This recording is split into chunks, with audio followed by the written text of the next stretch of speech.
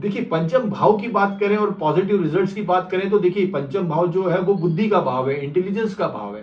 तो ऐसे इंसान में या ऐसे इंडिविजुअल में एक तो वो बहुत इंटेलिजेंट होगा, प्लानिंग वो बहुत अच्छी करेगा, और उसकी जो इंटेलिजेंस है या जो उसकी बुद्धि है वो किस चीज में रहेगी, वो कोई नई चीज इन्वेंट करेगा, इनोवेटिव चीज, आउट ऑफ बॉक्स थिंकिंग।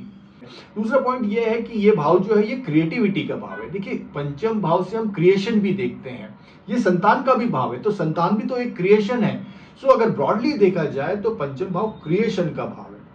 कोई भी क्रिएटिव स्किल्स, कोई भी हॉबी, हर चीज जिसमें क्रिएशन लग रहा है, कोई चीज आप नई क्रिएट कर रहे हो, ये हम पंचम भाव से देखते हैं। आर्ट्स का कोई स्किल्स हो, आर्ट्स हो, चाहे फिर वो विजुअल आर्ट्स हो, चाहे फिर वो परफॉर्मिंग आर्ट्स हो, ड्रामा हो, थिएटर हो, सिनेमा हो, ये जो आर्ट्स है ये परफॉर्मिंग आर्ट्स के अंदर आती है। पेंटिंग, ड्राइंग, ये जो है ये विजुअल आर्ट्स के अंदर आती है।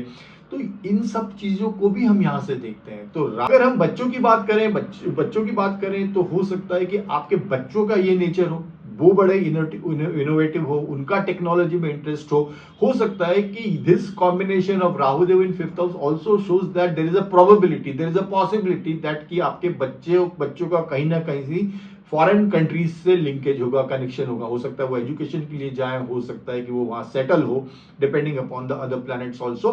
बट इट ऑल्सो शोज कि बच्चों का फॉरेन कंट्रीज से कनेक्शन होगा, बिकॉज राहु फॉरेन के कारक भी है। यहाँ पे जो इंटरेस्ट है वो लर्निंग की तरफ बहुत रहता है।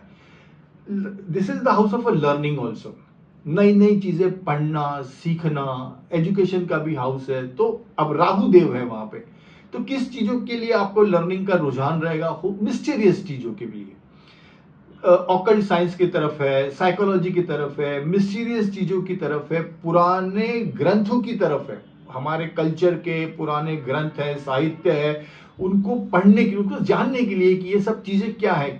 यहाँ पे राहुदेव क्यूरोसिटी देते हैं। तो क्यूरोसिटी के कारण क्या है कि आप इन सब चीजों को, जो मिस्टीरियस चीजें हैं, जो अननोन वर्ल्ड है, पास्ट का या फ्यूचर का, क्या था, कैसे था, क्यों था, ये सब जो जवाब है या ये सब जो जिज्ञासाएं हैं, ये राहुदेव वहां पे पंचम भाव में बैठ के दे रहे हैं। तो हम पंचम भाव से स्पेकुलेशन भी देखते हैं, इन्वेस्टमेंट भी देखते हैं, गैम्बलिंग भी देखते हैं, शेयर मार्केट भी देखते हैं। अब राहुदेव है, राहुदेव एक ऐसे ग्रह है जो कि बोल्ड डिसीजन लेने से घबराते नहीं है। वो डिसीजंस लेंगे, और वो भी रिस्की डिसीजन लेंगे, बोल्ड डिसीजन लेंगे, करेजियस डिसीजंस लेंगे। तो this is all about Rahudev in fifth house. Thank you so much, wish you all the best, bye and take care.